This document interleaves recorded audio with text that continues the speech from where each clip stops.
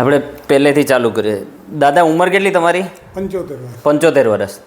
તમે કઈ રીતે આવ્યા અહીંયા મારી પાસે? અમારા લગભગ 1.5 મહિનાથી વિડીયો જો કર્યા અને થોડો વિશ્વાસ બેઠો એટલે 1.5 મહિનાથી સતત વિડીયો રાતે 2 વાગ્યા સુધી રાત્રે 2 વાગે વિડીયો જોવાના.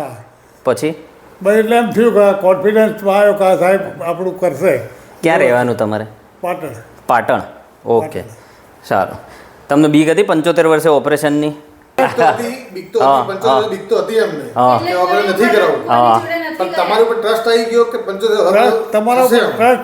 વિડીયો જોઈને તમારા ઉપર ટ્રસ્ટ આવ્યો ને એટલે મેં કીધું કરાવું તો અહીંયા જ કરાવું.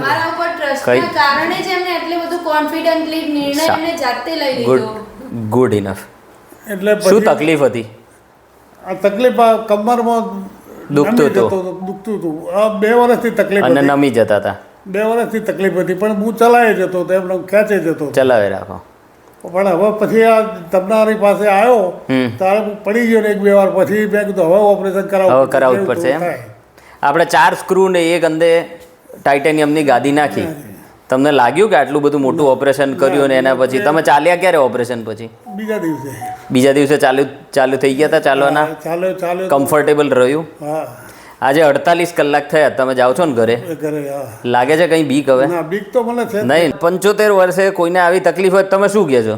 રાહ જોવાની? હજી રાહ જોવાની? ઓપરેશન કરાવી લેવાય. કરાવી લેવું જોઈએ ને, બીક નહીં રાખવાની ને. વિડીયો હતો 85 વર્ષ તક 85 તો જોયો હતો. હા, લગભગ 1.5 મહિના બધા કોઈ વિડીયો. તમે મોટિવેશન આપો. કોઈ 75 વર્ષના દર્દી હોય તો ટુ ડેટ થઈ જશે એની ખાતરી હું હાલું. બરાબર ને?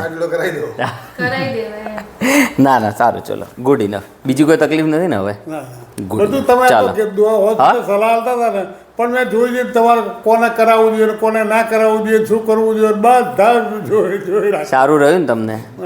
That is good enough. બરાબર, ચલો આવજો દાદા, મળીએ.